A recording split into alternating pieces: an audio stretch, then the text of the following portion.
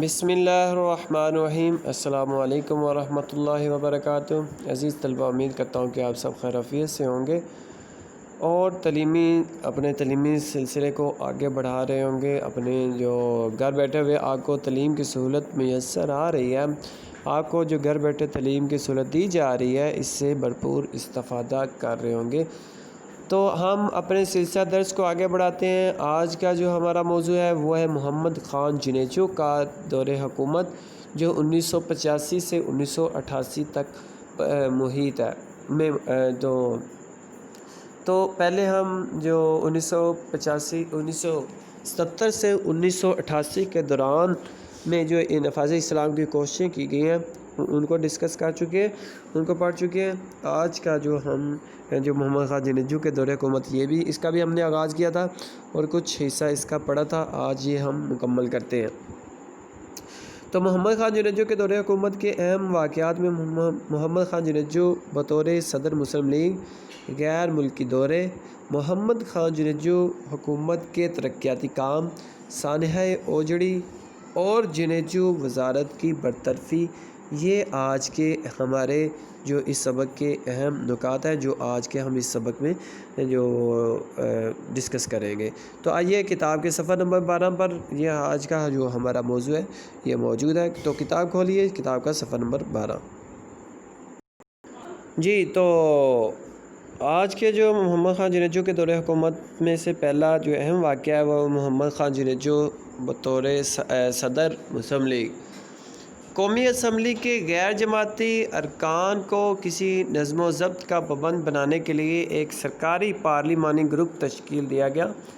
تو جنوری 1986 میں اس پارلیمانی گروپ کو پاکستان مسلم لیگ کا نام دیا گیا۔ جیسا کہ ہم پیچھے پڑھ بھی چکے ہیں کہ زیادہ دور میں جو 1985 میں پہلی بار غیر جماعتی انتخابات ہوئے تھے اور اسمبلی کا اجلاس ہوا تھا، تو اب وہ غیر جماعتی جو ارکان تھے ان کو ایک نظم و نسق، ایک جو نظم و ضبط کے تحت لانے کے لیے، کا پابند بنانے کے لیے ایک سرکاری پارلیمانی گروپ بنایا گیا جس کا نام مسلم لیگ رکھا گیا اور پاکستان مسلم لیگ رکھا گیا، اور اس کے جو پہلے صدر تھے محمد خان جنیجو کو منتخب کیا گیا اس کے پہلے صدر کے طور پر، جنہوں نے مسلم لیگ کو ملک بھر میں پھیلانے کا سلسلہ شروع کر دیا۔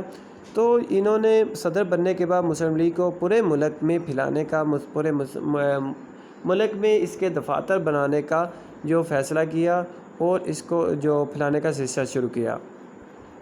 صوبائی وزرائے اعلیٰ مسلم لیگ کے صوبائی صدر بن گئے اور ان کے دفاتر ملک میں جگہ جگہ کھول دیے گئے۔ مسلم لیگ کو ایک منظم سیاسی جماعت بنانے کے لیے نچلی سطح پر پرائمری مسلم لیگ کے نام سے ممبر سازی کی گئی۔ تو جو صوبائی وزرائے اعظم تھے، چاروں صوبوں کے جو وزیر اعظم تھے، وہی جو صوبائی سطح پر مسلم لیگ کے صوبائی صدر تھے، اور اس کے علاوہ مسلم لیگ کے دفاتر جو تھے ملک بھر میں کھول دیے گئے، اور جو نچلی سطح پر عام لوگوں کو اس کے ممبر بنانے کے لیے، جو پرائمری سطح پر جو اس کی تنظیم سازی کے لیے ممبر بنانے کے لیے جو مختلف پرائمری سطح پر بھی مسلم لیگ کا آغاز کیا گیا۔ اس کے علاوہ دوسرا اہم واقعہ جو ہے جنیجو حکومت کا وہ ہے غیر ملکی دورے۔ دنیا کے کئی ممالک نے پاکستان سے مارشل لاء کے خاتمے اور جمہوریت کی بحالی کو خوش آئند قرار دیا کہ پاکستان سے مارشل لاء جب ختم ہوا تو دنیا کے بہت سارے ممالک نے اس کا خیر مقدم کیا، کیونکہ جب جو مارشل لاء لگایا جاتا ہے تو جو حکومتیں ہوتی ہیں دوسرے ممالک کی یا دوسرے ممالک کے جو تاجر ہوتے ہیں وہ اس ملک کا رخ نہیں کرتے، انڈسٹریز اس ملک کا رخ نہیں کرتی، تو ایسے حالات میں جو ملک کے لیے ترقی کرنا، معاشی ترقی کرنا ممکن نہیں ہوتا۔ تو جب مارشل لاء کا خاتمہ کیا گیا تو پھر بہت سارے جو تاجر تھے، بہت سارے انڈسٹریل تھے، وہ انہوں نے پاکستان کا رخ کیا اور پاکستان میں جمہوریت کی بحالی کو خوش آئند قرار دیا۔ محمد خان جنیجو نے 1986 میں ترکی، جرمنی اور امریکہ کے کامیاب دورے کیے۔ تو محمد خان جنیجو نے جب مارشل لاء کے خاتمے کا مطالبہ کیا اور جو ختم ہو گیا مارشل لاء، تو اس کے بعد محمد خان جنیجو نے مختلف ممالک کے دورے کیے جن میں ترکی، جرمنی اور امریکہ شامل ہیں، یہاں کے انہوں نے کامیاب دورے کیے۔ ان دوروں میں باہمی دلچسپی کے امور پر بات چیت ہوئی اور مختلف معاہدات ہوئے۔ یہ جو انہوں نے دورے کیے تھے اس میں آپس کے معاملات جو دونوں ممالک کے مختلف ممالک کے آپس میں کے معاملات ہوتے ہیں یا ان کو ایک ملک کو دوسرے سے کے معاملات میں جو دلچسپی ہوتی ہے ان کے بارے میں ان معاملات پر جو بات چیت کی گئی اور بہت سارے جو معاہدات تھے ان دوروں میں ہوئے۔ اس کے بعد اگلا جو اہم واقعہ ہے وہ ہے محمد خاں جنیجو حکومت کی ترقیاتی پروگرام کہ محمد خان جنیجو نے حکومت سنبھالنے کے بعد ملک میں بہت سارے ترقیاتی منصوبے جو تھے وہ لانچ کیے۔ وزیر اعظم محمد خان جنیجو کی شرافت، دیانتداری اور عوامی خدمت کو عوام نے بہت پسند کیا۔ یہ ایک جو شرافت، شریف اور امانت دار وزیر اعظم تھے، اس وجہ سے عوام میں انہوں نے مقبولیت حاصل کی۔ 7 مرحلہ ہاؤسنگ اسکیم، 5 نکاتی ترقیاتی پروگرام، تعلیمی شرح میں اضافے کے منصوبے اور ملک کی اجتماعی ترقی کے لیے انہوں نے بھرپور کردار ادا کیا۔ یہ وہ ترقیاتی منصوبے تھے جو جنیجو حکومت نے اپنے دور حکومت میں محمد خان جنیجو نے شروع کیے تھے۔ اس کے بعد اگلا اہم واقعہ جو ہے وہ ہے سانحہ اوجڑی۔ یہ اوجڑی کے مقام پر ایک جو سانحہ ہوا تھا، حادثہ ہوا تھا، تو اس کو اسی کی نسبت سے سانحہ اوجڑی کہا جاتا ہے کہ یہ ایک جو اسلحہ ڈپو تھا جس میں اچانک آگ بھڑک اٹھی تھی۔ اب یہ آگ لگائی گئی یا خود بخود اس میں بھڑک اٹھی تھی، تو اس میں بہت سارا جو تھا وہ نقصان پاکستان کو اٹھانا پڑا، پاکستان کی افواج کو بہت سارا پاکستان کی فوج کو نقصان اٹھانا پڑا تھا، تو اس وجہ سے اس کو جو سانحہ اوجڑی کا نام دیا گیا۔ 1988 میں راولپنڈی اور اسلام آباد کے درمیان ایک اسلحہ ڈپو میں اچانک آگ بھڑک اٹھی۔ یہ اسلام آباد اور راولپنڈی کے درمیان میں ہے، یہ ان دونوں کو جڑواں شہر کہا جاتا ہے، تو ان کے درمیان دونوں شہروں کے درمیان جو حد فاصل ہے، ان دونوں شہروں کو جو حد الگ کرتی ہے وہ کشمیر ہائی وے ہے اور یہ جو دونوں شہروں کو ایک دوسرے سے جدا کرتی ہے۔ تو ان دونوں شہروں کے درمیان ایک اسلحہ ڈپو تھا، اس میں اچانک آگ بھڑک اٹھی تھی۔ اس سانحے میں کئی شہری ہلاک ہوئے، بہت سارے شہری جو اس حادثے میں ہلاک ہوئے۔ ایک ہفتے کی سخت دوڑ دھوپ کے بعد آگ پر قابو پا لیا گیا۔ اس قدر زیادہ آگ تھی کہ ایک پورا ہفتہ آگ پر قابو پانے کے لیے دوڑ دھوپ کی گئی۔ وزیر اعظم اس وقت سندھ کے دورے پر تھے اور صدر صاحب کویت کا سرکاری دورہ کر رہے تھے۔ محمد خان جنیجو اس وقت وزیر اعظم تھے اور جنرل ضیاء الحق اس وقت صدر تھے، تو محمد خان جنیجو سندھ کے دورے پر تھے اور جو صدر تھے وہ سرکاری دور پر کویت گئے ہوئے تھے اور دونوں فوراً اسلام آباد واپس آئے۔ جب حادثے کی اطلاع دونوں کو ہوئی تو فوری طور پر دونوں وزیر اعظم اور صدر نے فوری طور پر ملک کا رخ کیا اور اسلام آباد پہنچ گئے۔ وزیر اعظم نے ایک تحقیقاتی کمیٹی مقرر کی جس کی رپورٹ صدر ضیاء الحق کو پیش کر دی گئی، اور وزیر اعظم جو محمد خان جنیجو تھے انہوں نے تحقیقاتی کمیٹی تشکیل دی اور جلد ہی اس تحقیقاتی کمیٹی نے جو تحقیق کر کے انویسٹیگیشن کر کے جو رپورٹ جو تھی وہ صدر کو پیش کر دی۔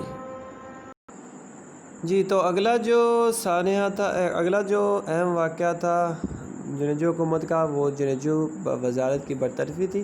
محمد خان جنیجو اور جنرل ضیاء الحق کے درمیان کچھ معاملات میں اختلاف پیدا ہوا اور اس اختلافات کی وجہ سے محمد خان جنیجو نے جو جنرل ضیاء الحق تھے صدر اس وقت کے، انہوں نے محمد خان جنیجو کی حکومت کو برطرف کر دیا، جس کے ساتھ ہی محمد خان جنیجو کی حکومت کا خاتمہ ہو گیا۔